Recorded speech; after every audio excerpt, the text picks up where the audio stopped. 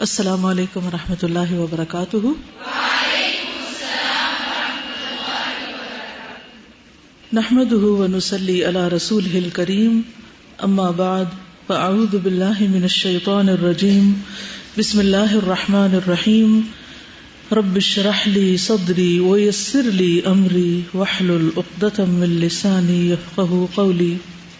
بدعت لغوی تعریف، یہ بدع سے لیا گیا ہے، جس کا معنی ہے کسی چیز کا ایسے طریقے پر ایجاد کرنا جس کی پہلے کوئی مثال نہ ہو، اور اسی سے اللہ تعالیٰ کا یہ فرمان ہے بدیع السماوات والارض، سورۃ البقرہ 117، نئے سرے سے پیدا کرنے والا ہے آسمانوں اور زمین کو۔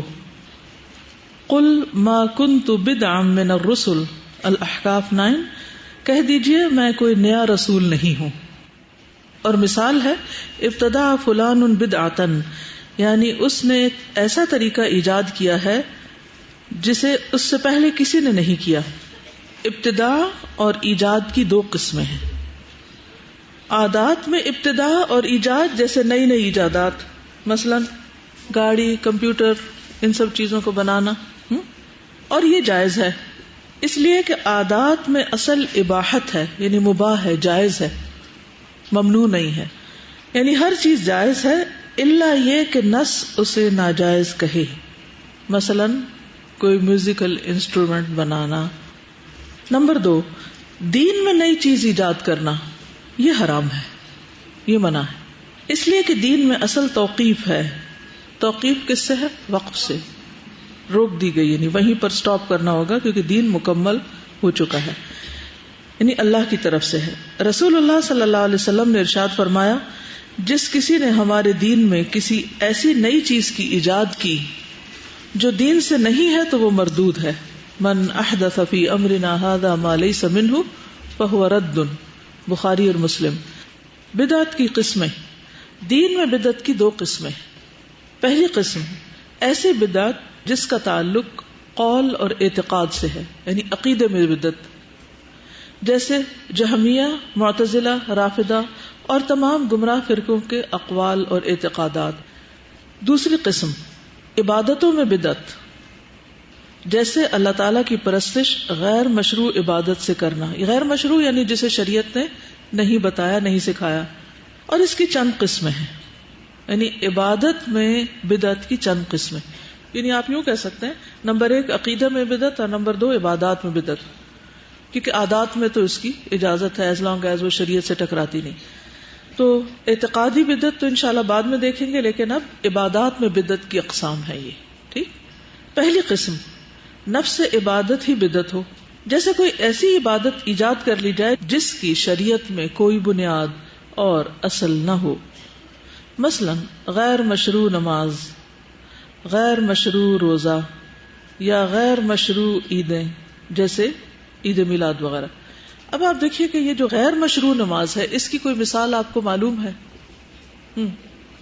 قضاء عمری، اور رجب میں بھی ایک نماز ہوتی ہے صلاۃ الرغائب، رغائب، جی، یعنی باقاعدہ نام کے ساتھ ایک نئی نماز کا اضافہ، اور اس کا طریقہ بھی مختلف، خود ساختہ، یعنی عام طریقے سے مختلف، یعنی مخصوص قسم کی صورتیں اور مخصوص تعداد میں پڑھنے کا حکم دیا جاتا ہے۔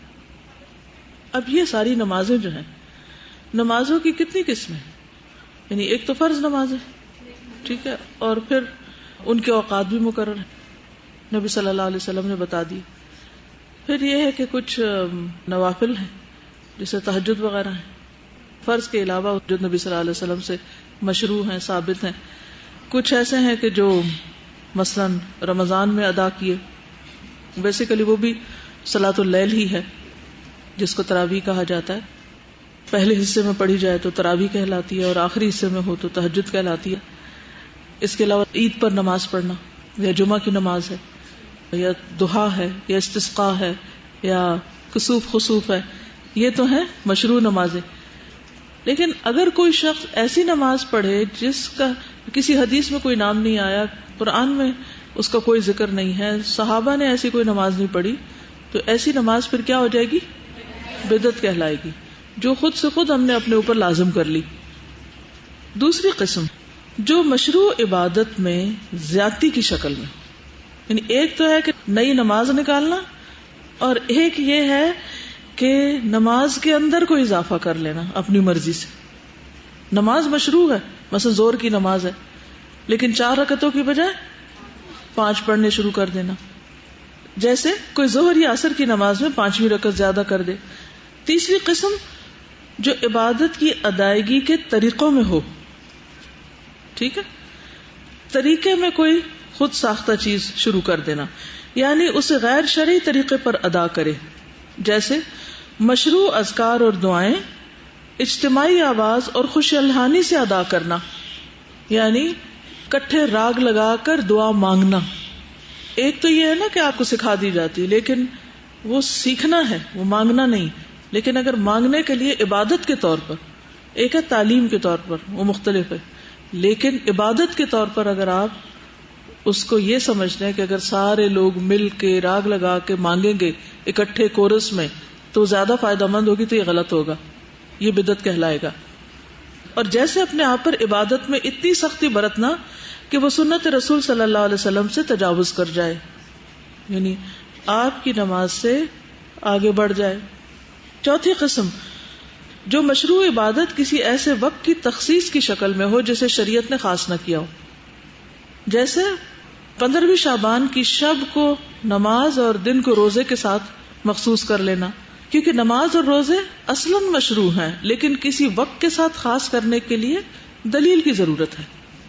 دینی نقطہ نظر سے بدعت کا حکم. دین میں ہر بدعت حرام اور باعث دلالت اور گمراہی ہے، اس لیے کہ رسول اللہ صلی اللہ علیہ وسلم کا فرمان ہے، دین کے اندر تمام نئی پیدا کی ہوئی چیزوں سے بچو، کیونکہ ہر نئی چیز بدعت ہے اور ہر بدعت گمراہی ہے. اور رسول اللہ صلی اللہ علیہ وسلم کے اس فرمان کی وجہ سے بھی کہ من احدث فی امرنا ھذا ما لیس منہ فہو رد، اس کا مطلب یہ ہے کہ عبادات اور اعتقادات میں بدعتیں حرام ہیں، لیکن یہ حرمت بدعت کی نوعیت کے اعتبار سے مختلف ہے. بعض بدعتیں صراحتاً کفر ہیں، اس کو شرک کہیں تو زیادہ بہتر ہے، جیسے صاحب قبر سے تقرب حاصل کرنے کے لیے قبروں کا طواف کرنا اور ان پر ذبیحہ اور نذر و نیاز پیش کرنا، ان سے مرادیں مانگنا اور فریاد رسی کرنا، جیسے غالی قسم کے جہمیوں اور معتزلیوں کے اقوال. اور بعض بدعتیں وسائل شرک میں سے ہیں، جیسے قبروں پر عمارتیں تعمیر کرنا اور وہاں نماز پڑھنا اور دعائیں مانگنا. بعض بدعتیں فسق اعتقادی ہیں، جیسے خوارج، قدریہ اور مرجئہ کے اقوال اور شرعی دلیلوں کے مخالف ان کے اعتقادات. بعض بدعتیں معصیت و نافرمانی کی ہیں، جیسے شادی اور بیاہ سے کنارہ کشی اور دھوپ میں کھڑے ہو کر روزہ رکھنے کی بدعت.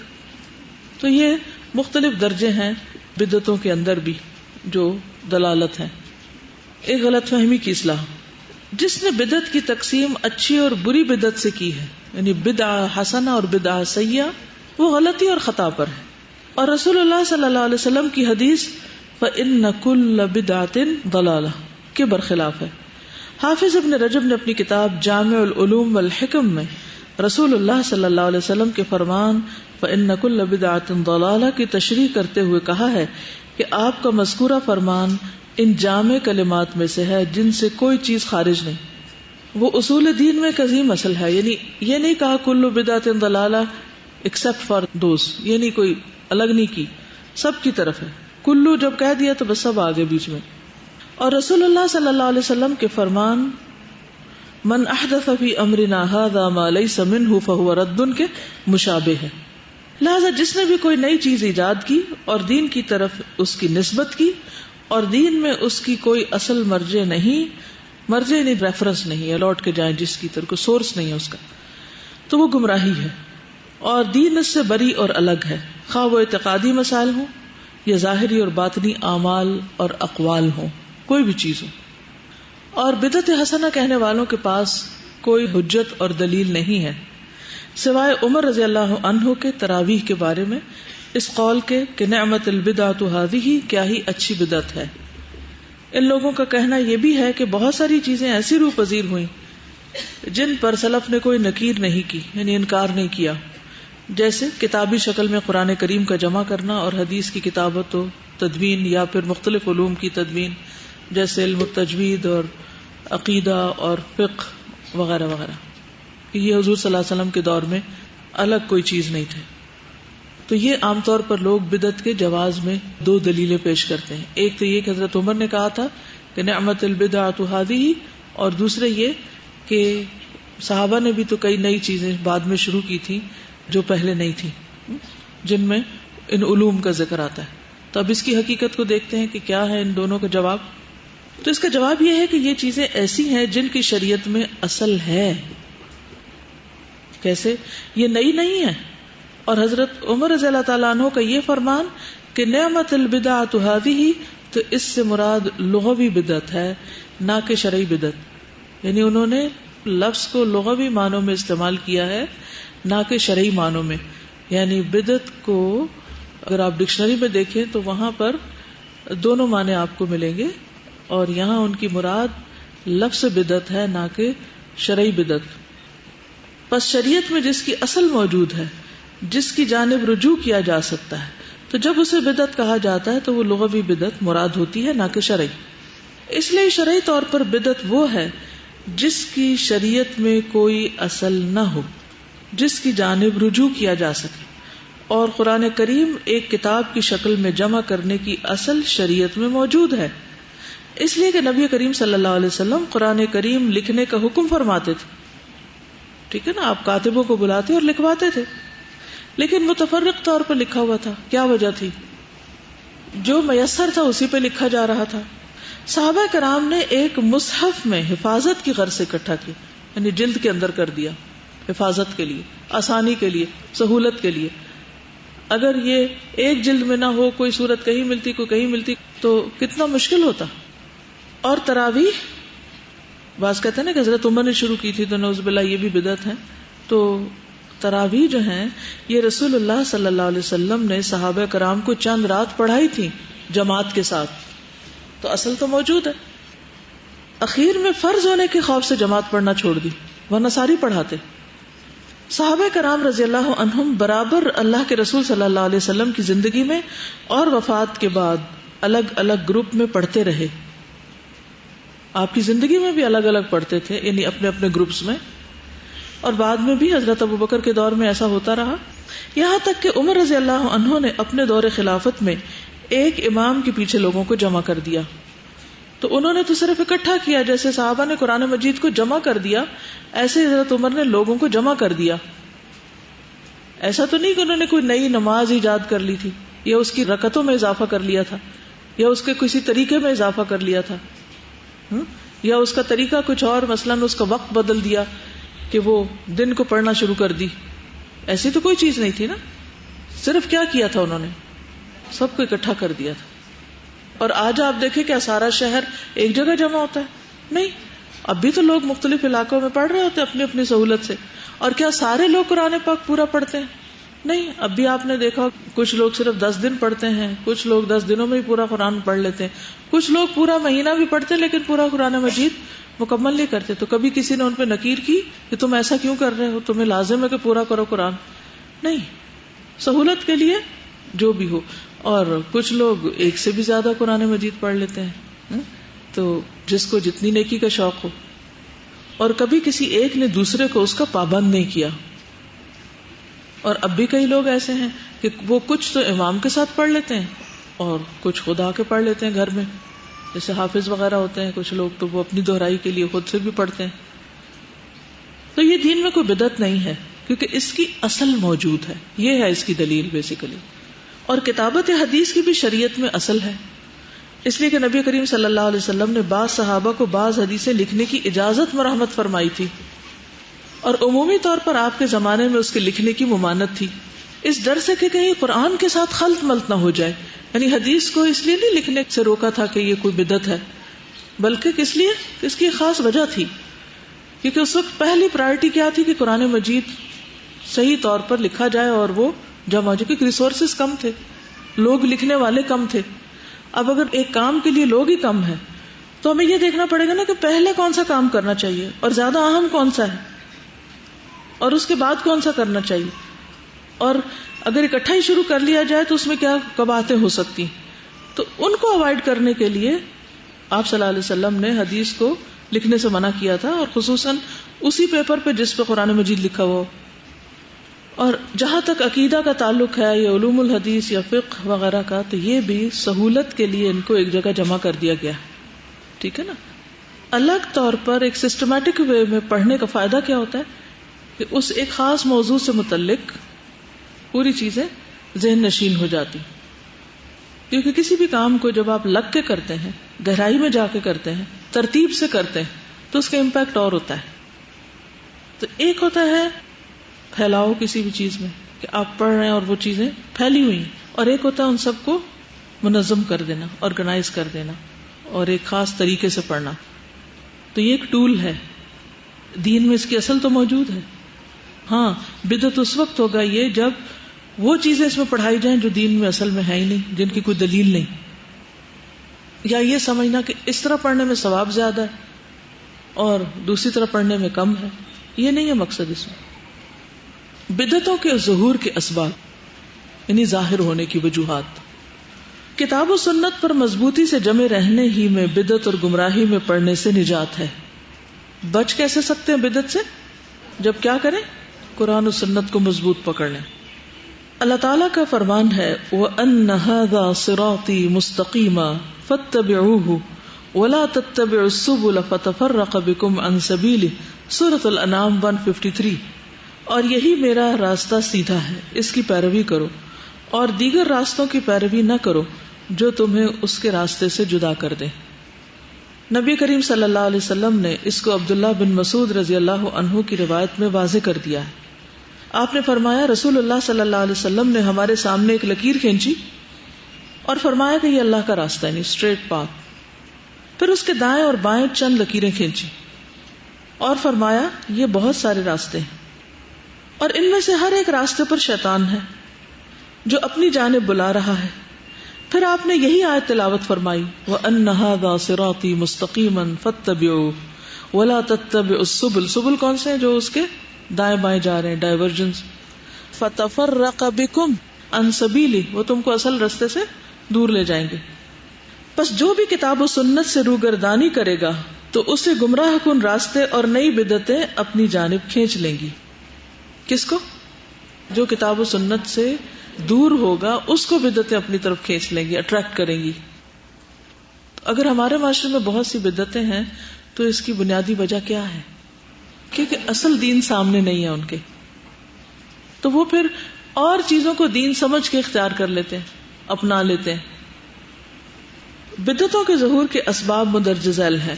پہلا سبب دینی احکام سے لا علمی اور جہالت.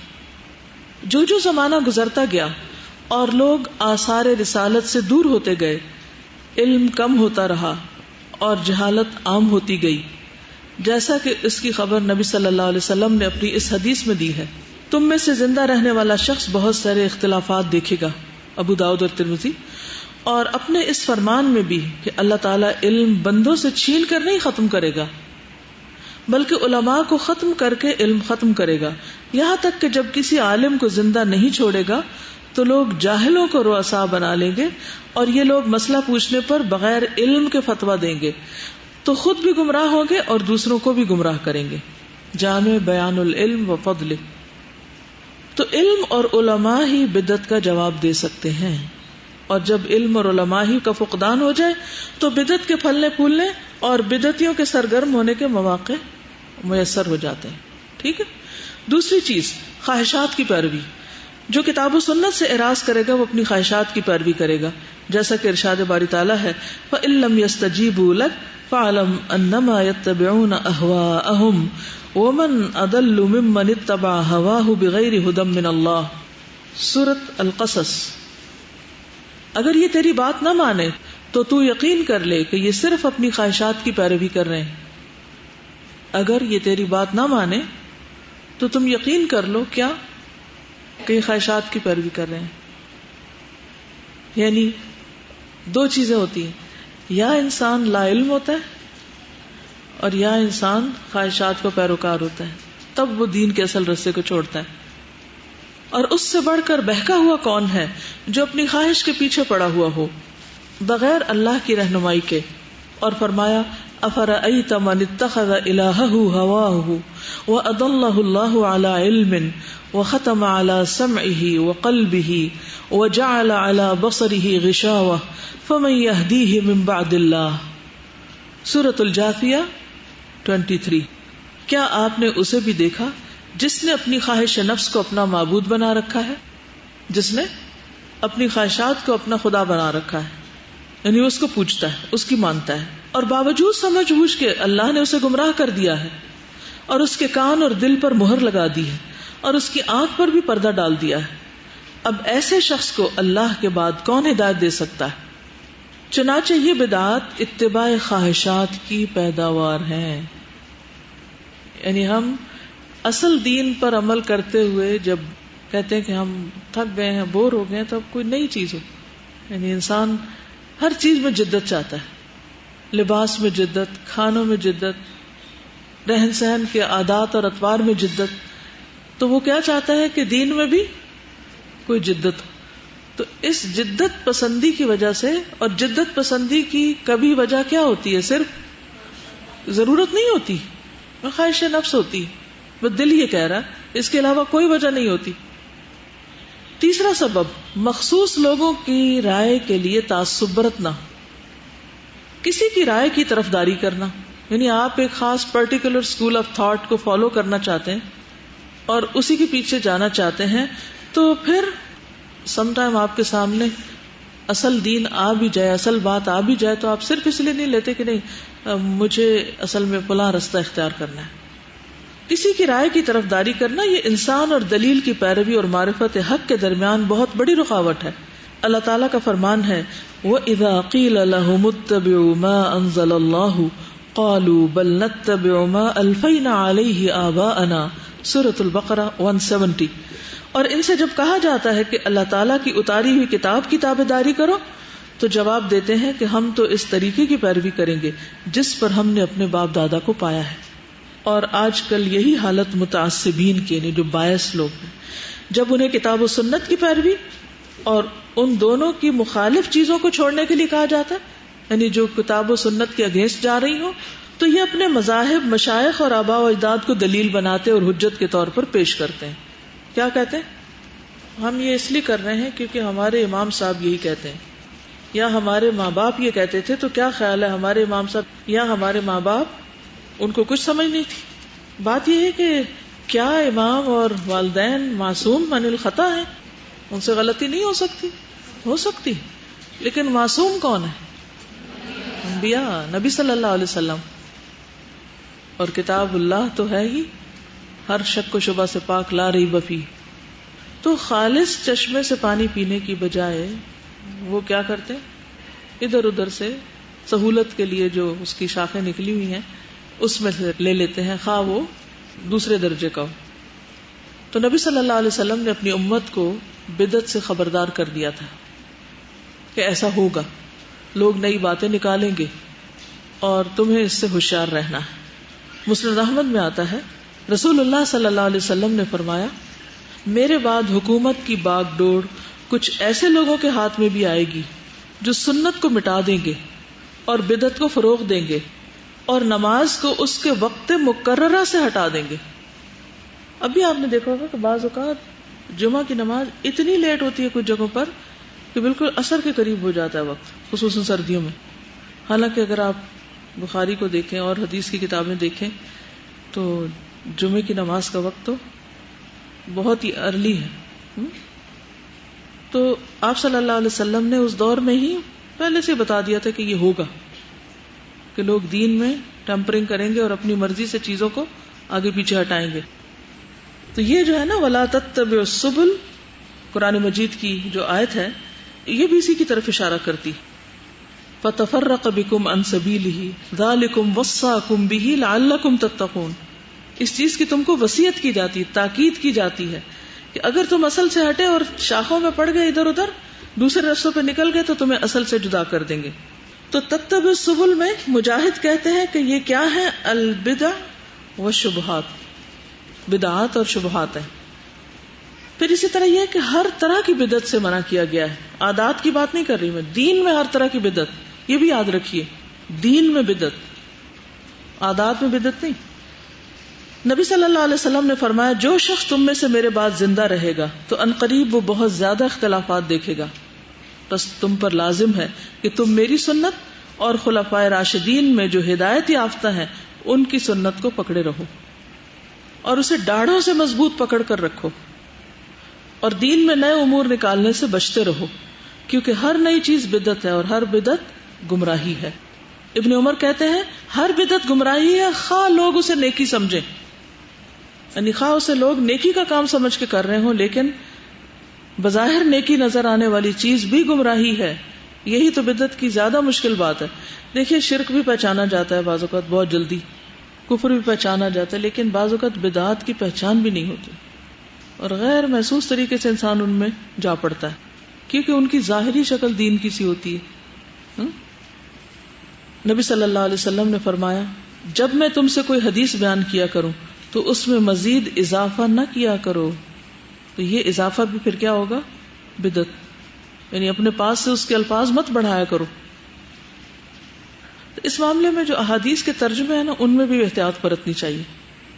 بعض لوگ ترجمہ کرتے ہوئے کسٹمائز کرتے کرتے کچھ سے کچھ بنا دیتے ہیں، کہیں سے کہیں کہیں چلے جاتے ہیں. تو طریقہ کیا ہونا چاہیے کہ جیسے عربک ٹیکسٹ ہے اس کے مطابق ترجمہ، اس کو ایز اٹ از پڑھ کے پھر اس کے بعد آپ اس کی وضاحت میں اگر کچھ کہنا چاہیں تو کہیں، لیکن اصل میں اضافہ نہیں کرنا آپ کو، یا اس کو اپنے مرضی کے معنی نہیں پہنانے، کانٹیکسٹ میں ہی لینا ہے. اسی طرح نبی صلی اللہ علیہ وسلم کی باتوں کے علاوہ دوسروں کی باتوں کو سنت نہ سمجھا جائے. سنت کا کیا معنی بتایا تھا؟ طریقہ.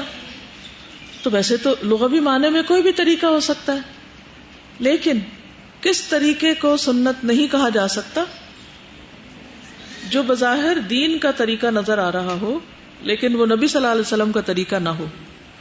نبی صلی اللہ علیہ وسلم نے فرمایا میرے بعد ایک قوم یا مختلف حکمران ہوں گے جو میری سنت پر عمل نہیں کریں گے اور میری سیرت کے علاوہ کوئی اور سیرت اختیار کریں گے. تو ان کے بعض امور کو اچھا سمجھے گا اور بعض کو برا، یعنی بعض چیزیں ان کی سنت کے مطابق نہیں ہوں گی لیکن تم ان کو اپریشیٹ کرو گے، کیونکہ سنت کا علم ایک تو بعض اوقات نہیں ہوتا، اور دوسرا یہ ہے کہ بعض اوقات جب کوئی حکمران یا کوئی انفلوئنشل شخص کوئی ایسا کام کر رہا ہوتا ہے تو انسان کہتے ہیں یہ تو بہت سمجھدار ہے، یہ کر رہا ہے تو ٹھیک ہی کر رہا ہوگا، اس لیے اس کے طریقے کی پیروی کر لو. یہاں سے بگاڑ آ جاتا ہے. پھر تو اس جہالت سے بھی بچنا چاہیے اور دعا مانگنی چاہیے کہ اللہ ہمیں چیزوں کی حقیقت جیسی وہ ہے ویسی ہی دکھا، اور کہیں بھی اپنے نفس کی خواہش یا کسی اور کی کوئی ایسی چیز جو دین نہ ہو اور اسے ہم دین سمجھ کے اختیار نہ کریں، اس سے ہمیں محفوظ رکھ کہ ہم اس کو دین سمجھ کے اختیار کریں جو اصل میں دین نہ ہو. نبی صلی اللہ علیہ وسلم نے فرمایا مجھ سے پہلے جس امت میں نبی بھیجا گیا اس کی امت میں سے اس کے حواری اور صحابی بھی ہوئے. امت کے کچھ لوگ اس کے ساتھی تھے جو اس کی سنت پر چلنے والے اور اس کے حکم کی پیروی کرنے والے تھے. لیکن ان صحابیوں کے بعد کچھ لوگ ایسے بھی ہوئے جو وہ کہتے تھے جو وہ خود نہیں کرتے تھے، یعنی خود عمل نہیں کرتے تھے، اور وہ کرتے تھے جن کا ان کو حکم ہی نہیں دیا گیا تھا، یعنی نیکسٹ جنریشن میں. یعنی نبی نے تو اللہ کی مرضی کے مطابق کام کیا، پھر اس کے ساتھیوں نے بھی وہی کیا جو نبی نے کیا، پھر نبی کے جانے کے بعد وہ ساتھی جو تھے ان کے وہ اس طریقے پر چلتے رہے. لیکن آہستہ آہستہ ڈائلیوشن ہوئی، جو بعد میں لوگ آئے انہوں نے کیا کیا اور رستے نکال لیے، یعنی وہ کرنا شروع کر دیا جو اصل میں نہیں تھا. اور آپ دیکھیے کہ کرسچینٹی میں بہت ساری ایسی چیزیں ہیں جو عیسیٰ علیہ السلام نے نہیں کی، لیکن بعد میں جو ان کے جو حواریوں کے آگے فالوورز تھے وہاں سے شروع ہوئی. انہوں نے یہ بدعتیں ایجاد کی. اصل دین میں کیسے بگاڑ آیا؟ لوگوں نے بگاڑ ڈالا نا، جنہوں نے دین کے نام پر غیر دین کو پیش کیا. تو جب بھی دین پڑھنے جائیں تو کیا پڑھیں، کس طرف کو جائیں، اس کی اصل کو دیکھیں. اگر اصل میں ہے تو ٹھیک ہے، اور اگر اصل میں نہیں تو کتنا بھی خوبصورت ہو ٹھیک نہیں. ٹھیک ہے نا؟ بات واضح ہوئی ہے یا نہیں؟ ابھی بھی ہوئی. فرمایا جس شخص نے ہاتھ سے ان کا مقابلہ کیا وہ بھی مومن تھا، جس نے زبان سے ان کا مقابلہ کیا وہ بھی مومن تھا، جس نے زبان سے جہاد کیا وہ بھی مومن تھا. اس کے علاوہ رائی دانے کے برابر بھی ایمان نہیں رہتا. تو اس سے کیا پتہ چلتا ہے کہ جو لوگ بدعت کر رہے ہوں ان کو ان کی بدعت سے روکنا چاہیے، اور اگر ہم بدعتوں کو دیکھ کر چپ رہیں اور بدعتوں کو دیکھ کر ہمیں کوئی تکلیف ہی نہ ہو اور ہم منع نہ کریں، تو اس کا کیا مطلب ہے؟ ہمارا ایمان نہ ہونے کے برابر. کیونکہ اگر ایمان ذرا سا بھی ہوگا نا، چنگاری اتنی بھی ہوگی نا، وہ کیا کرے گی؟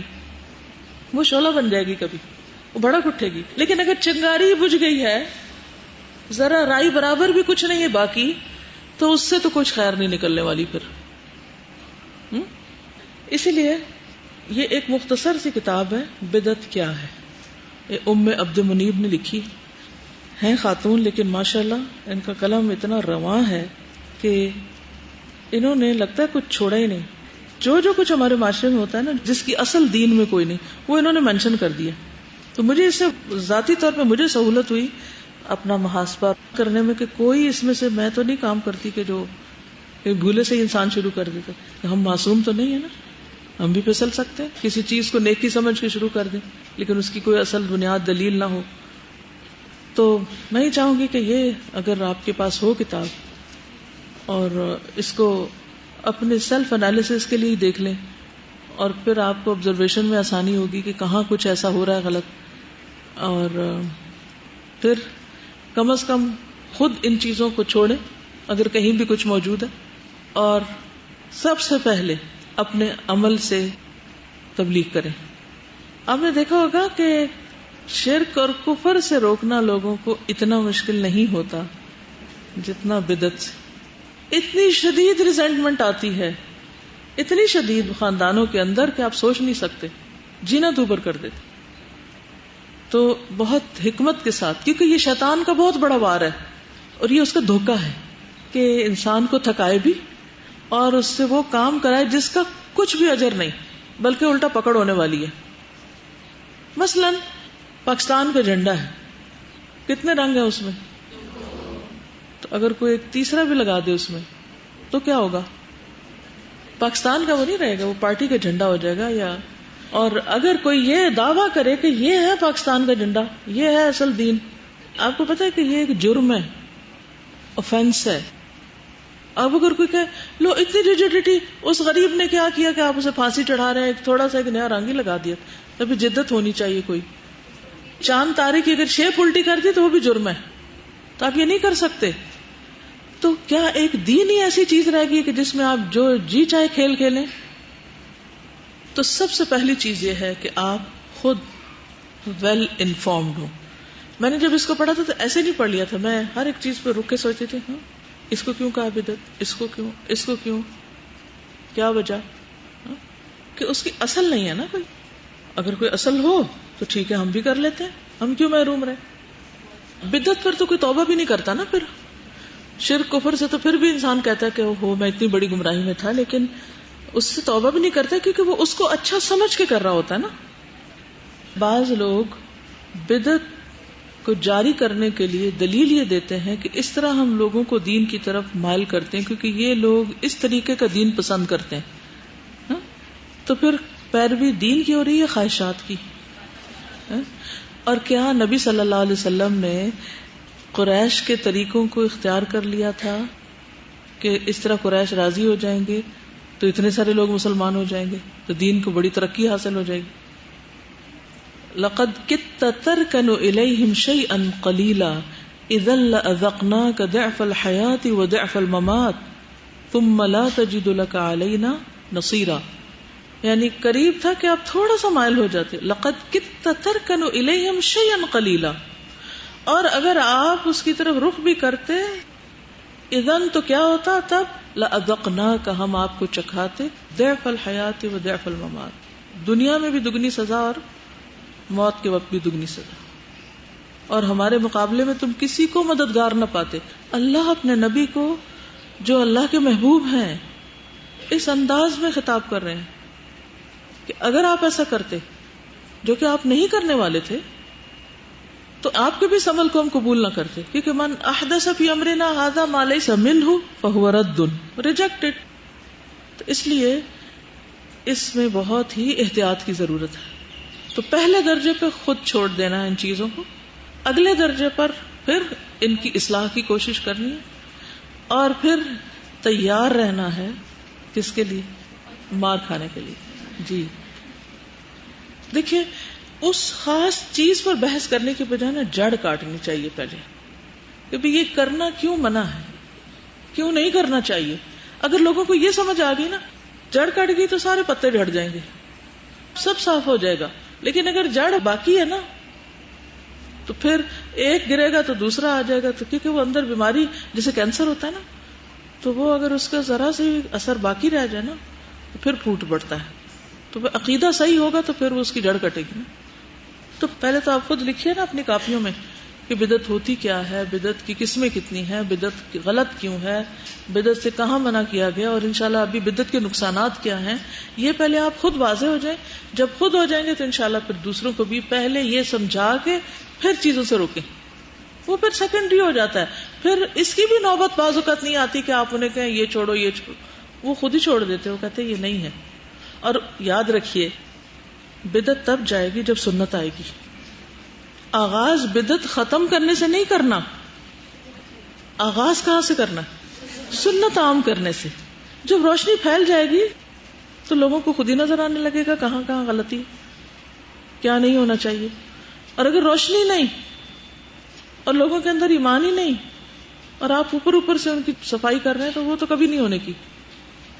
سب سے پہلے تو نبی صلی اللہ علیہ وسلم کی محبت دل میں پیدا کرے, ان کا مقام بلند کرے. کیونکہ پتہ کیا ہوتا ہے, ذرا سا آپ روکتے ہیں نا تو فوراً آپ کے اوپر الزام دے دیتے ہیں کہ آپ گستاخ رسول ہیں اور آپ کو حضور صلی اللہ علیہ وسلم سے کوئی محبت نہیں. تو پہلے اپنی محبت تو بتائیے کہ آپ کس طرح کی محبت کرتے ہیں ان سے, اور آپ خود کیا جانتے ہیں پروفٹ کے بارے میں. کیونکہ بہت سے لوگ خود کچھ نہیں جانتے, ان کو اوپر سے پتہ چل جاتا ہے یہ بدعت ہے اور وہ اس کے خلاف شروع ہو جاتے ہیں, یہ بدعت ہے یہ بدعت ہے, اور نہ ان کی کوئی بات سنتا ہے نہ مانتا ہے, اور الٹے جھگڑے فساد شروع ہو جاتے ہیں. تو ترتیب کو ملحوظ خاطر رکھیے. سنت کو بھی فرض کے درجے میں نہیں لے جایا جا سکتا, یہ بھی بدعت ہو جاتی. دین کی رخصتیں قبول نہیں کرتے بعض لوگ, مثلاً قصر نہیں پڑھتے, وہ کہتے کیا ہم فارغ ہیں, ہم پوری نماز پڑھ لیتے ہیں. جراب پر مسا نہیں کرتے, خواہ مخواہ دین کو مشکل بناتے ہیں. اچھا بعض اوقات لوگ کہتے ہیں ہم نیک نیتی سے یہ کر رہے ہیں, تو نیک نیتی سے بھی کیا ہوا کام باعث اجر نہیں ہوتا. دوسری شرط کیا ہے؟ سنت کے مطابق 2 شرائط ہے نا حسن عمل کی. تو خالی نیک نیتی نہیں دیکھی جائے گی, اور کچھ نہیں کر رہے, کچھ تو کر رہے ہیں, تو جو کرنا چاہیے وہ جو نہیں کر رہے اس لیے وہ کریں. تو کوئی بھی بہانہ اس کے لیے نہیں چاہیے. اس میں ہم دیکھتے ہیں کہ یہی اپنے والد سے روایت کرتے ہیں کہ ہم صبح کی نماز سے پہلے عبداللہ بن مسعود کے دروازے کے پاس بیٹھا کرتے تھے. جب عبداللہ باہر تشریف لاتے تو ہم ان کے ساتھ مسجد چل پڑتے, یعنی راستے میں بھی استفادہ کرتے. ایک دن ابو موسیٰ اشعری ہمارے پاس آئے اور پوچھا ابھی تک ابو عبد الرحمن یعنی عبداللہ بن مسعود تمہارے پاس نہیں آئے؟ ہم نے جواب دیا نہیں. تو ابو موسیٰ ہمارے ساتھ بیٹھ گئے, یہاں تک کہ عبداللہ بن مسعود باہر تشریف لائے. جب وہ آئے تو ہم سب اٹھ کر ان کے پاس آ گئے. ابو موسیٰ نے ان سے کہا اے ابو عبد الرحمن یعنی اے عبداللہ بن مسعود, آج میں نے مسجد میں ایک ایسا کام دیکھا ہے کہ مجھے اس پہ بہت حیرانی ہوئی, لیکن اللہ کے فضل سے وہ نیکی کی ایک صورت لگتی ہے. عبداللہ بن مسعود نے پوچھا وہ کیا ہے؟ انہیں جواب دیا اگر آپ زندہ رہے تو خود ہی دیکھ لیں گے. میں نے مسجد میں کچھ لوگوں کو دیکھا, وہ حلقے بنا کر بیٹھے ہوئے ہیں اور نماز کا انتظار کر رہے ہیں. ان کے سامنے کنکریاں پڑی ہیں, یعنی پتھر کٹھے کیے ہوئے. ہر ایک حلقے میں یعنی گروپ میں ایک شخص ہے جو یہ کہتا ہے 100 مرتبہ اللہ اکبر پڑھو, تو لوگ 100 مرتبہ اللہ اکبر پڑھتے ہیں. پھر وہ کہتا ہے 100 مرتبہ لا الہ الا اللہ پڑھو, تو وہ 100 مرتبہ لا الہ الا اللہ پڑھتے ہیں. پھر وہ کہتا ہے 100 مرتبہ سبحان اللہ پڑھو, تو وہ لوگ 100 مرتبہ سبحان اللہ پڑھتے ہیں. عبداللہ بن مسعود نے ان سے پوچھا تم نے ان سے کیا کہا, یعنی تم نے یہ دیکھا تو کیا کیا؟ ان جواب دیا میں نے آپ کی رائے کے انتظار میں ان سے کچھ نہیں کہا, یعنی پہلے میں آپ سے کنسلٹ کر لوں. عبداللہ بن مسعود نے کہا تم نے انہیں یہ کیوں نہیں کہا کہ وہ اپنے گناہ شمار کریں, یعنی اپنی 100 غلطیاں بھی شمار کریں, اور تم نے انہیں ضمانت کیوں نہیں دی کہ ان کی نیکیاں ضائع نہیں ہوں گی اگر واقعتاً وہ نیکیاں ہوں. پھر عبداللہ بن مسعود چل پڑے, ان کے ہمراہ ہم بھی چل پڑے, یہاں تک کہ عبداللہ ان حلقوں میں سے ایک حلقے کے پاس آئے, ایک گروپ کے پاس ہے, اور ان کے پاس کھڑے ہو کر پوچھا تم لوگ یہ کیا کر رہے ہیں؟ اب یہ بھی دیکھتے جائیے ان کا معاملے کا انداز, یہ معاملہ سیکھنے والے ہیں. خود آ کے تحقیق کی, سن لیا تھا لیکن آ کے پوچھا کیا کر رہے ہو تم؟ کہا ابو عبد الرحمن یہ کنکریاں جن پر ہم اللہ اکبر لا الہ الا اللہ اور سبحان اللہ پڑھ رہے ہیں. عبداللہ بن مسعود نے کہا تم اپنے گناہوں کو گنو، میں اس بات کی ضمانت دیتا ہوں کہ تمہاری نیکیوں میں سے کوئی نیکی ضائع نہیں ہوگی۔ اے امت محمد، افسوس تم پر، تم کتنی تیزی سے ہلاکت کی طرف جا رہے ہو۔ ابھی نبی صلی اللہ علیہ وسلم کے صحابہ تمہارے درمیان بکثرت موجود ہیں، اور نبی صلی اللہ علیہ وسلم کے کپڑے ابھی پرانے نہیں ہوئے، ان کے برتن ابھی ٹوٹے نہیں، یعنی جو آپ چھوڑ کے گئے ہیں وہ ابھی ویسا ہی ہے۔ اس ذات کی قسم جس کے ہاتھ میں میری جان ہے، کیا تم ایسے طریقے پر ہو جو نبی صلی اللہ علیہ وسلم کے طریقے سے زیادہ ہدایت یافتہ ہے؟ یعنی آپ کی زندگی میں تو ایسا کوئی عمل مسجد میں نہیں ہوا تھا، یا پھر تم گمراہی کا دروازہ کھولنا چاہتے ہو؟ لوگوں نے عرض کی واللہ یا ابا عبد الرحمن ما اردنا الا الخیر، اللہ کی قسم ہے ابو عبد الرحمن، ہمارا ارادہ صرف نیکی کا ہے، ہم تو نیکی سمجھ کے ذکر کر رہے ہیں اس طرح بیٹھ کے۔ ابن مسعود نے کہا وَكَم مِّن مُرِيدٍ لِّلْخَيْرِ لَن يُصِيبَهُ، کتنے ہی ایسے لوگ ہیں جو نیکی کا ارادہ تو کرتے ہیں لیکن اس تک پہنچ نہیں پاتے۔ رسول اللہ صلی اللہ علیہ وسلم نے یہ بات ارشاد فرمائی ہے، کچھ لوگ قرآن پڑھیں گے لیکن وہ قرآن ان کے حلق سے نیچے نہیں اترے گا، حالانکہ وہ بڑا نیکی کا عمل کر رہے ہیں، بظاہر کیا کر رہے ہیں؟ تلاوت کر رہے ہیں یا اس کو سمجھ رہے ہیں، لیکن وہ اندر نہیں جا رہا۔ اور اللہ کی قسم مجھے نہیں معلوم، ہو سکتا ہے ان میں سے اکثریت تم لوگوں کی ہو جنہوں نے قرآن پڑھا اور ان کے وہ اندر نہیں اترا۔ پھر وہ ان کے پاس سے اٹھ گئے، کتنی مختصر نصیحت تھی، کوئی لڑائی نہیں کی، جھگڑا نہیں، کوئی لمبی بحث نہیں، یہ کہہ کے چلے گئے۔ عمرو بن سلمہ کہتے ہیں کہ ہم نے ان حلقے والے کی اکثریت کو دیکھا کہ وہ نہروان والے دن خوارج کے ساتھ مل کر ہم پر نیزہ داری کر رہے تھے، یعنی جو بدعت کا آغاز ہوتا ہے اس کا انجام بھی پھر ایسا ہی ہوتا ہے، وہ پھر اصل دین پر رہ ہی نہیں سکتا۔ تو یہ جو نیکی کے روپ میں بدی ہے نا، یہ بہت خطرناک، بہت باریک فائن لائن ہے، اور اس کو سمجھنے کی بہت ضرورت ہے۔ یہ سنن الدارمی کی ہے اور اس کو البانی نے صحیح قرار دیا سلسلہ صحیحہ میں۔ تو کوئی بھی نیا کام جو اگر سنت کے مطابق نہیں تو وہ کیا ہے؟ رد۔ بخاری کی وہ مشہور حدیث ہے کہ کچھ لوگ نبی صلی اللہ علیہ وسلم کی غیر موجودگی میں ان کے گھر گئے اور ان کی بیویوں سے پوچھا کہ آپ کی عبادت کیسی ہے اور آپ کا طریقہ کیا ہے، تو جو کچھ انہوں نے بتایا اس کو انہوں نے بہت ہی تھوڑا سمجھا اور کہا کہ آپ تو اللہ کے رسول ہیں اور آپ کے تو اگلے پچھلے گناہ معاف کر دیے گئے ہیں، اس لیے آپ کو تو زیادہ ان چیزوں کی ضرورت نہیں۔ ایک نے کہا کہ میں تو ساری رات عبادت کروں گا اور سوؤں گا نہیں، دوسرے نے کہا کہ میں ہمیشہ روزہ رکھوں گا، چھوڑوں گا نہیں، تیسرے نے کہا میں شادی نہیں کروں گا۔ یہ سب کیا تھا؟ کس نیت سے کر رہے تھے؟ نیکی کی نیت سے، عبادت کی نیت سے، ثواب کی نیت سے، لیکن کیا یہ نیکی تھی؟ نہیں۔ جب آپ کو پتا چلا تو کیا آپ خوش ہوئے؟ کتنے نیک لوگ ہیں، انہوں نے تو اتنے کام اپنے ذمے لے لیے۔ کیا فرمایا؟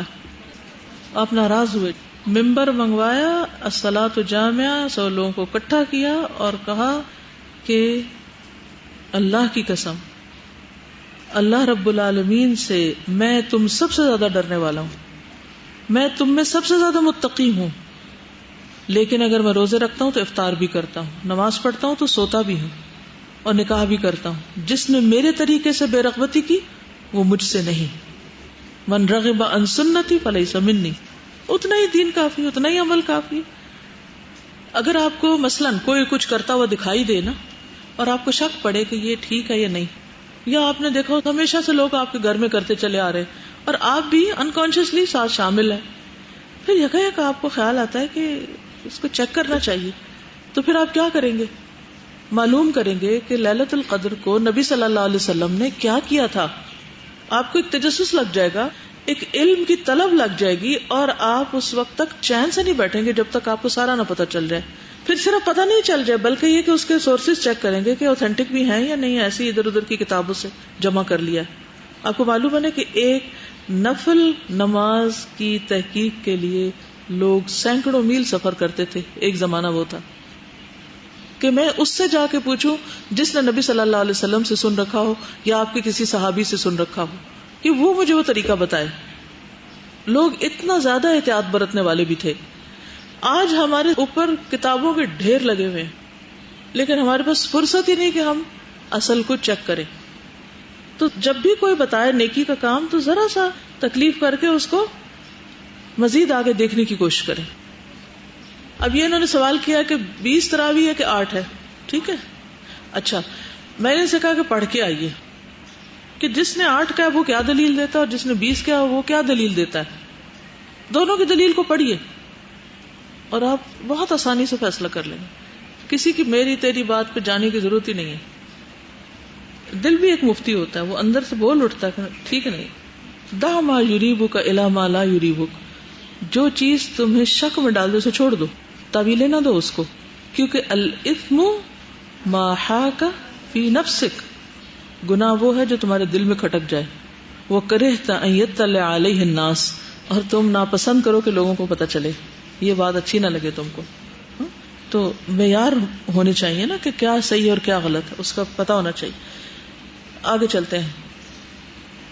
عبداللہ بن مسعود فرماتے ہیں سنت میں درمیانی چال بدعت میں کوشش کرنے سے زیادہ بہتر ہے.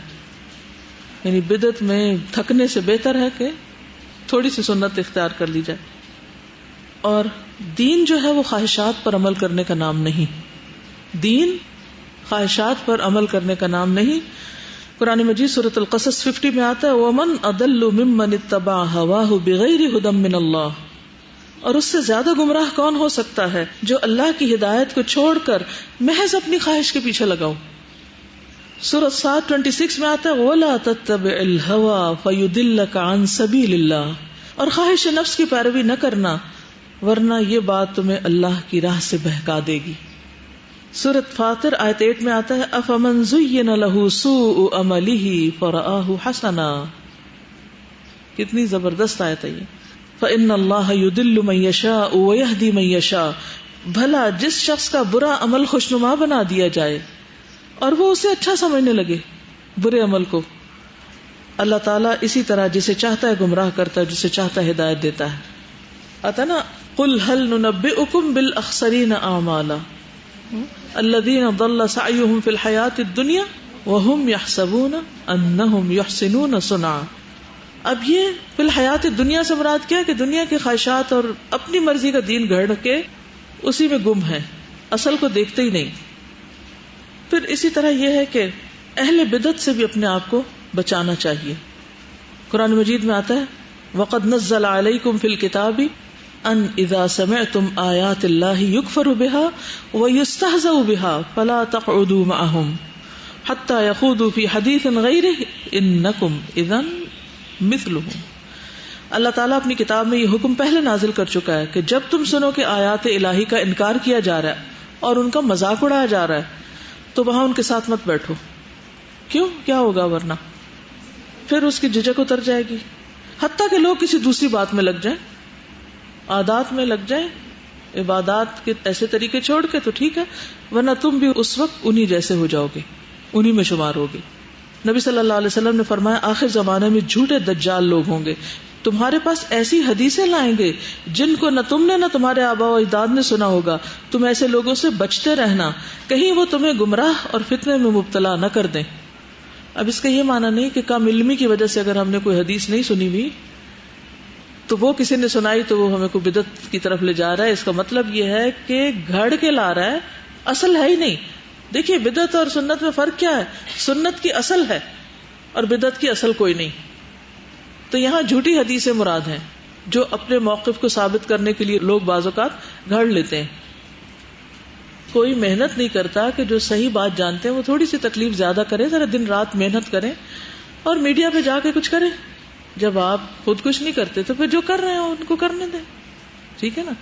یعنی یہ ایسا ہی ہے جیسے جب انگریزوں نے میزائل بنا لیے تھے اور ترکی حکومت کے پاس صرف توپیں تھی, تو وہ اس کا مقابلہ میزائلوں کا توپوں کے ساتھ کر رہے تھے. تو پھر باقی کیسے رہیں, یعنی کہ کس طرح جنگ جیت سکتے ہیں آپ؟ کوئی بھی جنگ جب تک ایٹ پار نہیں ہے آپ, یا آپ کے پاس وہ نہیں ہے جو دوسرے کے پاس ہے, تو آپ تو نہیں جیت سکتے. تو پہلے کیا کرنا ہے آپ کو, تو وہ تو بنائے. تو اب یہ تو ہم شکایت کرتے رہے کہ میڈیا پہ موضوع حدیثیں بیان کرتے ہیں, لیکن یہ کیوں نہیں ہم کوشش کرتے کہ ہم بھی, آپ میں سے کتنے لوگ اخبار میں لکھتے ہیں؟ کوئی نہیں لکھتا. کتنے لوگ کوئی ریڈیو پہ کوئی پروگرام کرتے ہیں؟ انہوں نے ایک ہاتھ کھڑا ہوا, کوئی کیا ہوگا, اب کی بات نہیں ہے, ماضی کی کوئی بات ہو رہی. اچھا, پھر اسی طرح یعنی ہم کچھ اور کرنے کی کوشش ہی نہیں کرتے. تو جو ہماری مین سٹریم ہے وہ تو وہ اخبار پڑھ رہی ہے نا اپنے علم کے اضافے کے لیے, یا ٹی وی دیکھ رہی ہے, ریڈیو سن رہی ہے نا. اچھا, وہاں کوئی بھی کام کرنا ہو تو اس کے لیے 100 حجتیں لے آئیں گے, یہ حرام ہے, وہ حرام ہے, وہ حرام, خواہ اس کی اصل موجود ہو. دیکھو البدعۃ تمیت السنہ, اور سنت آئے گی تو بدعت جائے گی. اگر آپ نے سنتوں کو زندہ ہی نہیں کیا تو بدعتیں نہیں جا سکتی. لوگوں کو صحیح بات پتہ ہی نہیں, اور اختلافی باتوں سے نہیں شروع کرے کیونکہ دین کا طریقہ نہیں. قرآن مجید میں نبی صلی اللہ علیہ وسلم کو اہل کتاب سے بھی بات کرنے کے لیے جب کہا گیا تو کیا کہا؟ قل یا اہل الکتاب تعالوا الی کلمۃ سواء بیننا وبینکم, کامن گراؤنڈز پہ, جو ہمارے اور تمہارے درمیان کامن باتیں. لا الہ الا اللہ محمد الرسول اللہ, یہ بھی مانتے ہیں, ہم بھی مانتے ہیں. قرآن اللہ کی کتاب ہے, آپ بھی مانتے ہیں, ہم بھی مانتے ہیں. حدیث آپ بھی مانتے ہیں, ہم بھی مانتے ہیں. اچھا چلیے اب ہم کیا کرتے ہیں, قرآن پڑھتے ہیں, قرآن سے دیکھتے ہیں, حدیث میں دیکھتے ہیں, آپ جو بات کہتی ہیں اس کی بھی اصل دیکھ لیتے ہیں ہم. اب آپ کہیں گے کہ نہیں بعض اسکالرز بھی یہ کرتے ہیں, تو آپ کو معلوم ہے بنی اسرائیل کے بھی اسکالرز تھے, شاید آپ کے اسکالر سے زیادہ ہی محنتی ہوں. لیکن کیا کسی کا اسکالر بن جانا اس بات کی دلیل ہو جاتا ہے کہ اس کی ہر بات صحیح ہو گئی؟ کیا وہ انسان نہیں, اس کی خواہشات بھی ہو سکتی, ہو سکتا وہ اپنی کسی خواہش کے پیچھے چل رہا ہو. قرآن مجید میں ایسے کسی اسکالر کا ذکر ہے کہ جو اپنی خواہش کے پیچھے چل پڑا؟ کیا آتا ہے اس کے بارے میں؟ یہ فیکٹ ہے نا, دس از اے فیکٹ. سورۃ الاعراف میں آتا ہے 175, وَاتْلُ عَلَيْهِمْ نَبَأَ الَّذِي آتَيْنَاهُ آيَاتِنَا, پڑھ سناؤ ان کو خبر اس شخص کی جس کو ہم نے اپنی آیات دی. فَانْسَلَخَ مِنْهَا, اس نے کیا کیا, جان چھڑا کے نکل گیا. فَأَتْبَعَهُ الشَّيْطَانُ فَكَانَ مِنَ الْغَاوِينَ وَلَوْ شِئْنَا لَرَفَعْنَاهُ بِهَا وَلَكِنَّهُ أَخْلَدَ إِلَى الْأَرْضِ وَاتَّبَعَ هَوَاهُ فَمَثَلُهُ كمثل الكلب ان تحمل عليه يلهث او تتركه يلهث ذلك مثل القوم الذين كذبوا بآياتنا فاقصص القصص لعلهم يتفكرون. تو اصل کیا ہے؟ علماء اصل ہے. اصل کیا ہے؟ اصول کس کو کہتے ہیں؟ قرآن و سنت کو. کسی بھی دور میں کہیں بھی کچھ بھی دیکھنا ہو اصل میں دیکھیں, ٹھیک ہے نا. دیکھیے اب آپ خود اینالائز کیجیے اپنے سوال کو. انہوں نے کہا سنت کو فرض کا درجہ نہ دیں. اس کا مطلب یہ ہوتا ہے کہ مثلا نفلی روزہ ہے, مہینے میں 3 روزے رکھنے, آپ اس کو کبھی بھی نہ چھوڑیں, چاہے سفر ہو, حضر ہو, اور چاہے بیمار ہو یا کوئی مہمان آئے ہوں. آپ کے نہیں میں نے تو یہ اپنے اوپر فرض کیے ہوئے ہیں, یا شوہر اجازت نہ دے, آپ کے نہیں میں نے تو فرض کیے ہوئے ہیں. کیا ہمیں حق ہے کہ نفل کو فرض کریں؟ نہیں. ان کی بات کا یہ مطلب ہے, جو آیت آپ کوٹ کر رہی ہیں اس کا معنی ہے فَلْيَحْذَرِ الَّذِينَ يُخَالِفُونَ عَنْ أَمْرِهِ, ڈرنا چاہیے ان لوگوں کو جو آپ کے حکم کی مخالفت کرتے ہیں. وہ کیسے ہوگا؟ اسی مثال میں کہ کوئی کہے کہ مہینے کے یہ 3 روزے جو ایام 20 کے روزے ہیں یہ کسی نے ایسے ہی گھڑ لیے ہیں, یہ مت رکھو. کوئی اس سے روکنا شروع کر دے کہ یہ دین کا حصہ نہیں ہے, تو نبی صلی اللہ علیہ وسلم نے بتایا کہ ان کی فضیلت, اور آپ کہہ رہے ہیں دین کا حصہ نہیں, یہ مخالفت ہوگی. یہ دو میں فرق ہے, ٹھیک ہے. چلیے آگے چلتے ہیں. اچھا, بدعت کے عام ہونے کی وجوہات آپ نے پڑھی ہیں, 1-2 چیزیں اور بھی اس میں ایڈ کر لیجئے کہ سابقہ امتوں کی تقلید. نبی صلی اللہ علیہ وسلم نے فرمایا تم لوگ پہلی امتوں کے طریقوں کی قدم بقدم پیروی کرو گے, یہاں تک کہ اگر وہ لوگ کسی گوہ کے سوراخ میں داخل ہوئے تو تم بھی ان کی پیروی کرو گے, تم بھی وہاں جا گھسو گے. کیونکہ جو شخص کسی قوم کی مشابہت کرے گا وہ نہیں مس ہوگی. جیسے رہبانیت ہے, تو اگر ہمارے دین میں کوئی اس طرح کا فقیر بن جائے اور کچھ کھائے پیے نہ, شادی نہ کرے, یہ سمجھ کے کہ زیادہ ثواب ہے شادی نہ کرنا, تو یہ کیا ہوگا؟ سنت کے طریقے سے انحراف ہوگا. پھر ایک اور وجہ, اپنی پیروی کروانا. سنت کیا ہے کہ آپ نبی صلی اللہ علیہ وسلم کے طریقے کی پیروی کریں, تو کچھ لوگوں کو شوق ہوتا ہے کہ لوگ ان کو فالو کریں, اپنی پیروی کرانا, اپنے پیچھے لگانا.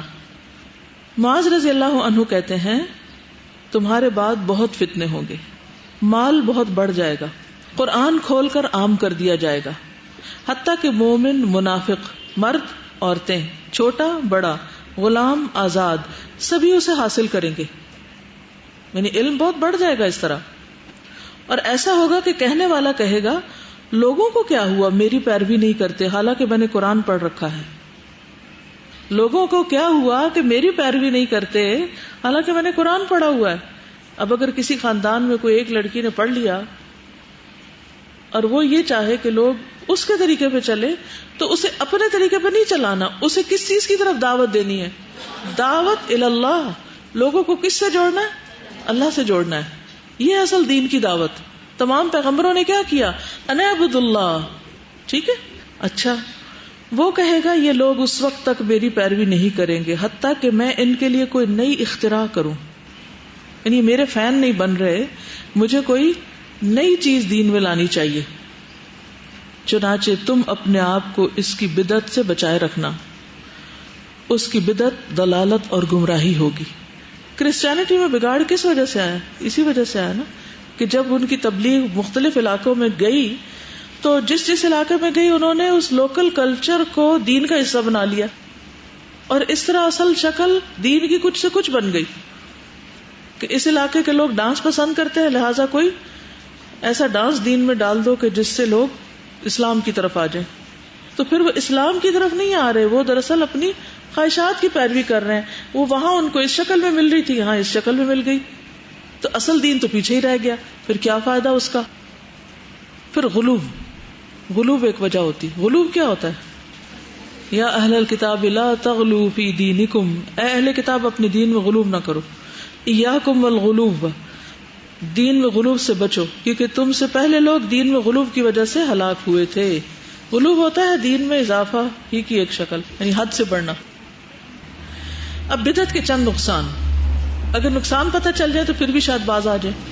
پہلی بات تو وہی آیت فَلْيَحْذَرِ الَّذِينَ يُخَالِفُونَ عَنْ أَمْرِهِ أَن تُصِيبَهُمْ فِتْنَةٌ أَوْ يُصِيبَهُمْ عَذَابٌ أَلِيمٌ. جو لوگ رسول صلی اللہ علیہ وسلم کے حکم کی مخالفت کرتے ہیں انہیں اس بات سے ڈرنا چاہیے کہ وہ کسی مصیبت میں گرفتار نہ ہو جائیں یا انہیں کوئی دردناک عذاب نہ پہنچ جائے.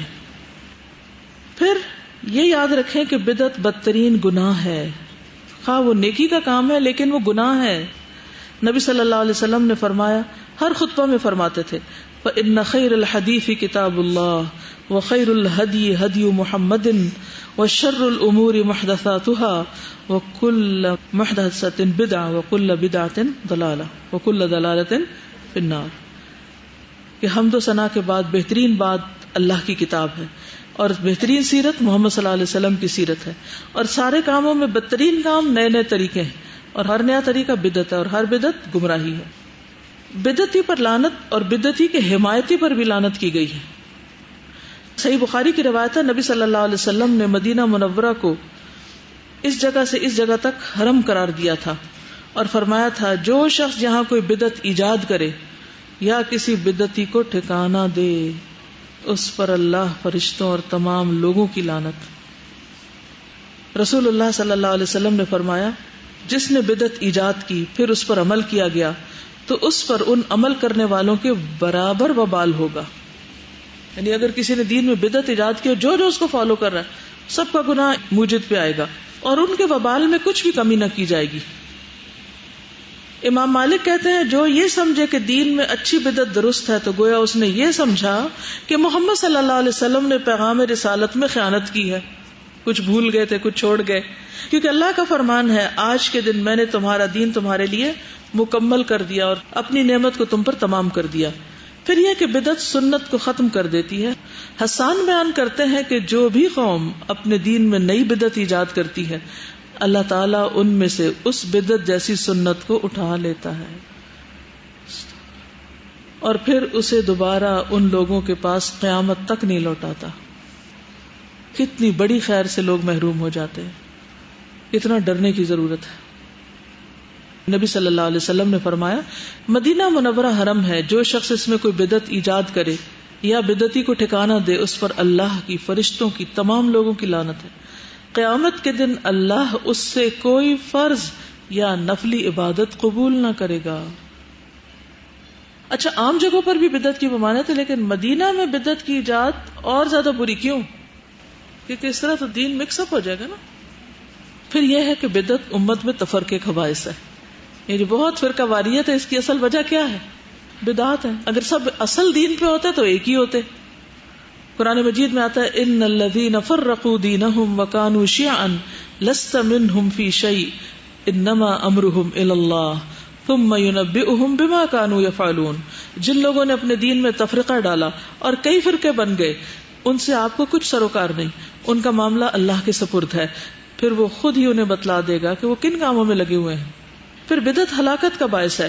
رسول اللہ صلی اللہ علیہ وسلم نے فرمایا ہر عمل میں ایک تیزی ہوتی ہے اور ہر تیزی کے بعد کمزوری ہوتی ہے، یا سنت کی طرف یا بدعت کی طرف. جس کا فطرہ سنت کی طرف ہو وہ ہدایت پا جاتا ہے، اور جس کا فطرہ کسی اور چیز کی طرف ہو تو وہ ہلاک ہو جاتا ہے. یعنی ہر انسان کے اوپر مختلف کیفیات آتی. ایک وقت آتا ہے کہ آپ ایک کام بہت جوش و خروش اور بہت تیزی سے کر رہے ہوتے ہیں، پھر اچانک آپ اس میں بریک کر لیتے ہیں، رک جاتا ہے، پھر آپ واپس لوٹتے ہیں اس بریک کے بعد. تو کچھ لوگ تو سنت کی طرف لوٹ جاتے ہیں اور کچھ بدعت کی طرف راستہ بدل لیتے ہیں. تو جس کا فطرہ یعنی وہ جو بریک ہے وہ اگر سنت کی طرف ہو تو ہدایت پہ ہے، اور فطرہ اگر کسی اور چیز پہ ہو تو ہلاکت ہے. بدعتی اللہ کو انتہائی ناپسند ہے، کیونکہ وہ دین کو اپنے ہاتھ میں لے رہا ہے نا. 3 قسم کے لوگ اللہ تعالیٰ کو انتہائی ناپسند ہے، یہ نبی صلی اللہ علیہ وسلم نے فرمایا، اور مبغوض ترین ہے. نمبر 1، حرم میں الحاد برپا کرنے والا، اسلام میں جاہلیت کے طریقے چاہنے والا، اور کسی آدمی کا ناحق خون کرنے کے لیے کوشاں رہنے والا. یعنی بے وجہ کسی کو مارنے کی کوئی پلاننگ کر رہا ہو، کسی بے قصور کو. بدعتی نبی صلی اللہ علیہ وسلم کی سفارش یعنی شفاعت سے محروم رہے گا. رسول اللہ صلی اللہ علیہ وسلم نے فرمایا میری امت کے 2 قسم کے افراد کے حق میں میری سفارش قبول نہ ہوگی. نمبر 1، انتہائی ظالم حکمران، اور نمبر 2، غلو کرتے ہوئے دائرہ دین سے خارج ہونے والا شخص، یعنی حد سے بڑھ کے جو کام کرے. غالی، کل غال مارق. حوض کوثر سے محرومی، رسول اللہ صلی اللہ علیہ وسلم نے فرمایا میں تمہارے لیے حوض کوثر پر پیش خیمہ ہوں گا، اور تم اس بات سے ڈرنا کہ کہیں ایسا نہ ہو کہ تم میں سے کوئی میری طرف آئے اور پھر وہ مجھ سے ہٹا دیا جائے، جیسا کہ گم شدہ اونٹ ہٹا دیا جاتا ہے. تو میں کہوں گا ایسا کیوں؟ تو جواب دیا جائے گا کہ آپ نہیں جانتے کہ انہوں نے آپ کے جانے کے بعد کیا کیا نئی چیزیں ایجاد کر لی تھی. تو میں کہوں گا دور ہو جاؤ، دور ہو جاؤ. پھر بدعتی کو توبہ کی توفیق نہیں ہوتی. یہ بہت ڈرنے والی بات ہے. انس نے مرفوعاً نقل کیا کہ اللہ نے ہر بدعتی سے توبہ کو پردے میں رکھا ہے، توفیق ہی نہیں ہوتی اس کو. صحیح ترغیب و ترہیب کی حدیث. سفیان ثوری کہتے ہیں کہ ابلیس کو گناہ سے زیادہ بدعت پسند ہے، کیونکہ بدعت کے بعد توبہ نہیں کی جاتی جبکہ گناہ سے توبہ کی جاتی. تو ابلیس کیا چاہتا ہے کہ انسان کیا کرے؟ بدعتوں میں پڑے رہے تاکہ توبہ بھی نہ کرے.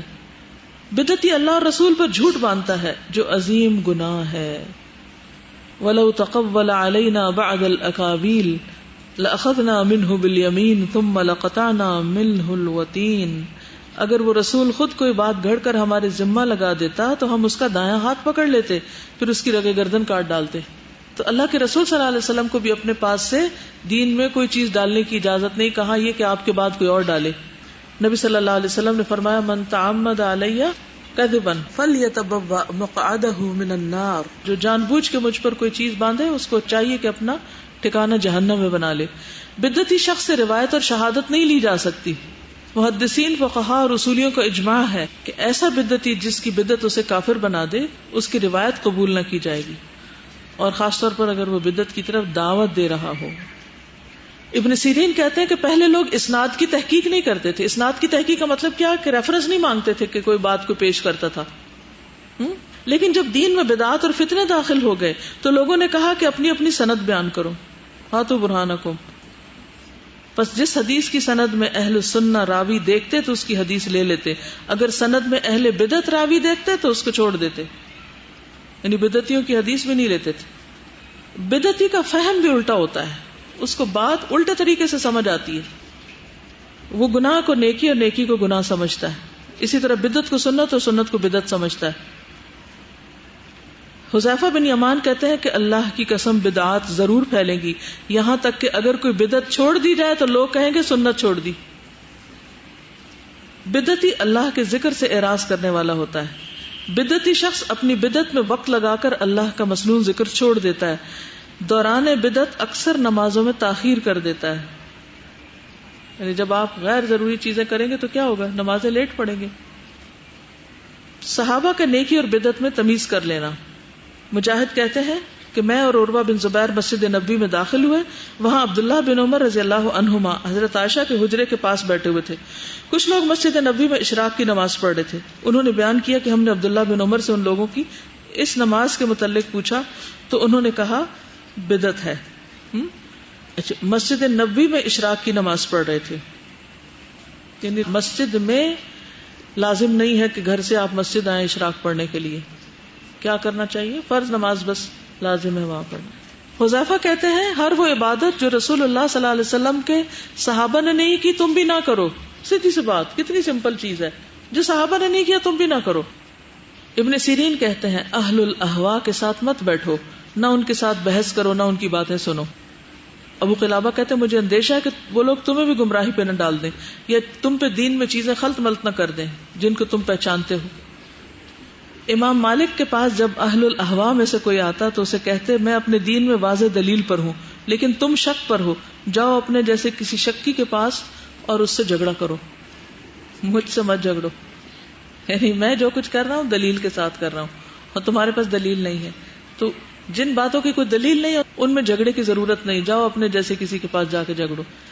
خود بھی اور اپنے بچوں کو بھی اس سے بچانا چاہیے. ابن طاؤس نے اپنے بیٹے سے کہا جبکہ ان کے پاس اہل بدعت میں سے ایک شخص بات کر رہا تھا، اے میرے بیٹے اپنے کانوں میں انگلیاں ڈالو تاکہ جو یہ کہہ رہا ہے وہ مت سنو. ایک دن میں دیکھ رہی تھی کہ ایک بچہ بیٹھا ہوا تھا اور ایک بچی آئی اپنا مسئلہ لے کے، تو کہنے لگی میرا پڑھنے کو بالکل دل نہیں چاہتا اور میں کنسسٹنٹ نہیں ہوں اس میں. مجھے اتنی زیادہ شدت سے اس بچے کی فکر ہوئی کہ یہ جو بیٹھا غور سے بات سن رہا ہے 7-8 سال کا بچہ، یہ کیا سن رہا ہے اور اس کا حال کیا ہوگا. میں نے اس کی ماں کو اشارے کی کہ یہاں سے نکال لو اس کو، لیکن اس کو ایک اشارہ سمجھ نہ آیا میرا. تو بعد میں نے خبر لی. یعنی جہاں آپ دیکھیں کہ غلط قسم کی مجلس ہے تو بچوں کو وہاں سے ہٹا لیں، کیونکہ چھوٹے بچے جو سنتے ہیں نا جس قسم کی باتیں وہ ان کے دل میں بیٹھ جاتی اور بڑے ہو کر وہ اس کو اس طرح اختیار کر لیتے ہیں کہ یہ ہم نے کہیں سنا تھا. یعنی ہو سکتا ہے وہ آپ ہی سے منسوب کر دیں کیونکہ آپ کے سامنے ہو رہی ہے وہ بات اور ابھی آپ صرف سن رہے ہیں تاکہ سن کے دوسرے کو جواب دیں. دیکھیے کسی کے اصلاح کے لیے سب سے پہلا قدم ہوتا ہے کہ پہلے اس کی سنیں وہ کیا کہہ رہا ہے. اگر وہ غلط بھی کہہ رہا ہے تو ذرا پیشنس کے ساتھ سن لیں اور پھر اس کے بعد آگے بڑھیں. ٹھیک ہے، چلیے. یہ تو ہم مانتے ہیں نا کہ نبی صلی اللہ علیہ وسلم کی رسالت قیامت تک کے لیے اور سب انسانوں کے لیے اور دین مکمل ہو چکا ہے، تو پھر نئی باتوں کی کوئی گنجائش رہتی؟ بات ہی ختم. سمپل سی بات ہے، اتنی لمبی کرنے کی ضرورت ہی نہیں. یہ جو آتا نا کہ خلق الموت والحیات لیبلوکم ایکم احسن عملا، تو اس کی ایک شرط کیا ہے؟ احسن عمل کی. عمل صالح کی 2 شرطیں ہیں نا، ایک تو کیا ہے؟ اخلاص، اور دوسرے کہ وہ سنت کے مطابق ہو. یس. اچھا، یہ سنت پیروی کرنا صرف مردوں کا کام ہے یا عورتوں کے لیے بھی کوئی ضروری ہے؟ سب کے لیے ضروری ہے. وما كان لمؤمن ولا مؤمنة اذا قضى الله ورسوله امرا ان يكون لهم الخيرة من امرهم ومن يعص الله ورسوله فقد ضل ضلالا مبینا. کسی مومن مرد اور عورت کو یہ حق نہیں کہ جب اللہ اور اس کا رسول کسی کام کا فیصلہ کر دے تو ان کے لیے اپنے معاملے میں کچھ اختیار باقی رہ جائے، اور جو اللہ اور اس کے رسول کی نافرمانی کرے تو یقیناً وہ سری گمراہی میں جا پڑا. جھگڑوں اور اختلافات کا حل کس چیز میں؟ قرآن و سنت کی پیروی. یا ایھا الذین آمنوا اطیعوا اللہ واطیعوا الرسول واولی الامر منکم فان تنازعتم فی شیء فردوہ الی اللہ والرسول ان کنتم تؤمنون باللہ والیوم الآخر. اگر تم اللہ اور آخرت پر ایمان رکھتے ہو تو کیا کرو؟ اللہ رسول اور اولی الامر کی بات مانو. جھگڑا ہو جائے تو اللہ رسول کے پاس جاؤ، پھر اولی الامر نہیں، اللہ رسول کے پاس جاؤ، جو وہ کہیں گے اس کو مانو. ٹھیک ہے. پھر آپ دیکھیے کہ آپ نے خود بھی فرمایا نا کہ تم میں سے جو شخص زندہ رہے گا بہت سے اختلافات دیکھے گا. تو اس کو کیا آپ نے حکم دیا کہ میری سنت اور خلفائے راشدین کی سنت کو لازم پکڑو. قرآن مجید میں آتا ہے کہ سنت پر عمل کرنے میں زندگی ہے، یعنی یہ زندگی بخشنے والا کام ہے. یا ایھا الذین آمنوا استجیبوا للہ وللرسول اذا دعاکم لما یحییکم. اے لوگو جو ایمان لائے ہو، لبیک کہو اللہ رسول کی پکار پر جب وہ تمہیں اس چیز کی طرف بلائیں جو تمہیں زندگی بخشتی ہے. ٹھیک ہے. سنت انسان کو حکمت سکھاتی. ابو عثمان نیسابوری کہتے ہیں جس نے اپنی جان پر قول اور فعل کے اعتبار سے سنت کو امیر بنایا وہ حکمت کے ساتھ بولے گا. حکمت کا سب کو شوق ہے نا کہ ہمیں ملے، تو وہ کیسے ملتی ہے؟ جو اپنی جان پر قول اور فعل دونوں اعتبار سے سنت کو حاکم بنائے تو وہ حکمت کے ساتھ بولے گا، اور جو اپنے نفس پر قول اور فعل کے اعتبار سے خواہش کو امیر بنا لیتا ہے اس کی زبان پر بدعت کا اظہار ہوگا. ٹھیک، یعنی اگر آپ خواہشات کی تکمیل کریں گے تو بدعتوں میں پڑیں گے، اور اگر آپ واقعی رسول کی پیروی کرنا چاہتے ہیں تو پھر سنت کے پیچھے چلیں گے. یہ جو ہے نا یوم تبیض وجوہ وتسود وجوہ، ابن عباس اس کی تفسیر کیا بیان کرتے ہیں کہ اس کا معنی وہ اہل سنت ہوں گے جو آپس میں اتحاد اور اتفاق رکھتے ہیں، اور سیاہ چہرے بدعتیوں کے اور فرقہ بازی کرنے والوں کے ہوں گے. اور جو لوگ دین میں نئی نئی بدعتیں نکالیں قیامت کے دن ان سے اس کا حساب ہوگا. سنت سے ہٹنا سراسر گمراہی کا طریقہ ہے. عبداللہ کہتے ہیں جو آدمی یہ چاہتا ہو کہ وہ کل اسلام کی حالت میں اللہ سے ملاقات کرے، آپ بھی چاہتے ہیں وَلَا تَمُوتُنَّ إِلَّا وَأَنْتُمْ مُسْلِمُونَ، تو اس کے لیے ضروری ہے کہ وہ ان ساری نمازوں کی حفاظت کرے ان مقامات میں جہاں ان کی اذان کہی جاتی. اللہ تعالیٰ نے تمہارے نبی کے لیے ہدایت کے طریقے متعین کر دیے ہیں، اور یہ نمازیں بھی ہدایت کے طریقوں میں سے ہیں. اور اگر تم اپنے گھروں میں نماز پڑھو جیسا کہ یہ پیچھے رہنے والا اپنے گھر میں پڑھتا ہے تو تم نے اپنے نبی کے طریقے کو چھوڑ دیا. اور اگر تم اپنے نبی کے طریقے کو چھوڑ دو گے تو کیا ہوگا؟ اگر تم اپنے نبی کے طریقے کو چھوڑ دو گے تو گمراہ ہو جاؤ گے. حدیث میں آتا ہے، السلسلہ صحیحہ کی حدیث ہے، من لم یعمل بسنتی فلیس منی، جو میری سنت پر عمل نہ کرے وہ مجھ سے نہیں، یعنی اس کو پھر مجھ پر کیا ایمان ہے. ایک اور حدیث ہے صحیح بخاری کی، آپ نے فرمایا کل امتی يدخلون الجنۃ الا من ابا، قالوا یا رسول اللہ ومن یابا، قال من اطاعنی دخل الجنہ ومن عصانی فقد ابا. فرمایا میری ساری امت جنت میں جائے گی سوائے ان کے جنہوں نے انکار کیا. صحابہ نے پوچھا یا رسول اللہ صلی اللہ علیہ وسلم کون انکار کرے گا؟ فرمایا جو میری اطاعت کرے گا وہ جنت میں داخل ہوگا، اور جو میری نافرمانی کرے گا اس نے گویا انکار کیا. تو جنت میں لے جانے کا ذریعہ ہے کیا؟ سنت کی پیروی. عبداللہ کہتے ہیں مجھے یہ بات پتہ چلی کہ دین میں سب سے زیادہ سنت کو ترک کرنا آئے گا. ایک ایک سنت کر کے دین سے اس طرح رخصت ہوگی گویا جیسے کوئی رسی ایک ایک دھاگا کر کے ٹوٹتی جاتی. رسی کیا ہوتا ہے نا، رسی کبھی کھولی آپ نے؟ پھر کھولے تو کیا ہوتا ہے، اس کے مزید ریشے نظر آتے ہیں، پھر وہ ایک ریشہ نکل گیا، پھر دوسرا، پھر تیسرا، تو پھر دوبارہ آپ اس سے کیا رسی بنائیں گے. تو سنتیں بھی ایسے ہی آہستہ آہستہ آہستہ ایک ایک ریشہ چھوٹی چھوٹی غیر محسوس طریقے سے ٹوٹتی جائیں گی، اور آخر میں کوئی چیز نہیں رہے گی جس کو آپ کو پکڑنا ہے. وَاعْتَصِمُوا بِحَبْلِ اللَّهِ جَمِيعًا. پھر صحابہ کرام جو تھے وہ سنتوں کی پیروی بھی کرتے تھے اور آپ کے چھوٹی چھوٹی چیزوں کو بھی فالو کرتے تھے. حضرت ابن عمر کی خاص طور پر مثالیں آپ نے پڑھی ہوں گی، کوئی بتائے گا مجھے؟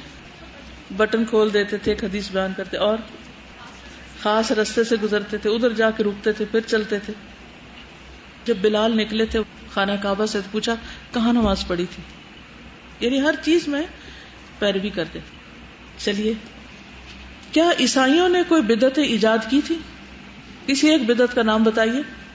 عیسائیوں نے کون سی بدعت ایجاد کی تھی؟ رہبانیت. دلیل ہے کوئی؟ وَرَهْبَانِيَّةً ابْتَدَعُوهَا، اور رہبانیت کو انہوں نے خود ایجاد کر لیا تھا. رہبانیت کیا ہوتی ہے؟ ترک دنیا. ہمارے دین نے تو اس کی اجازت نہیں دی، نہ عیسیٰ علیہ السلام نے اس کا حکم دیا. تو عیسائیوں نے اپنے پیغمبر کا طریقہ چھوڑ کر دین میں خود سے ایک نیا راستہ نکالا، بے وجہ خود کو مشقتوں میں مبتلا کیا. حضرت عمر کے پاس ایک راہب آیا تو اس کا عبادت کر کر کے برا حال تھا، اور حضرت عمر اس کو دیکھ کر رونے لگے. اس کا انجام کیا ہوگا؟ اور پھر اللہ کا شکر کہ جس نے ہمیں اپنا راستہ دکھایا، ورنہ ہم بھی اس کی عبادت ایسے طریقوں پہ کرتے جو اس کو پسند ہی نہیں، قبول ہی نہیں، تو کہاں ہوتے. تو کسی بھی چیز کو ایجاد کرنا بدعت کہلاتا ہے، اس طرح کہ پہلے سے اس کی کوئی بھی مثال نہ ہو، کوئی اس کا مادہ نہ ہو، اور وہ سنت کے مخالف ہو، سنت کے اپوزٹ ہو. دین میں نیا طریقہ، خصوصاً عقائد اور عبادات میں. معاملات میں آپ اپنی مرضی سے معاملہ کر سکتے، اس میں وہ بدعت نہیں ہوتی. جزاکم اللہ خیرا. سبحانک اللہم و بحمدک، اشہد ان لا الہ الا انت، استغفرک و اتوب الیک. السلام علیکم و رحمۃ اللہ وبرکاتہ.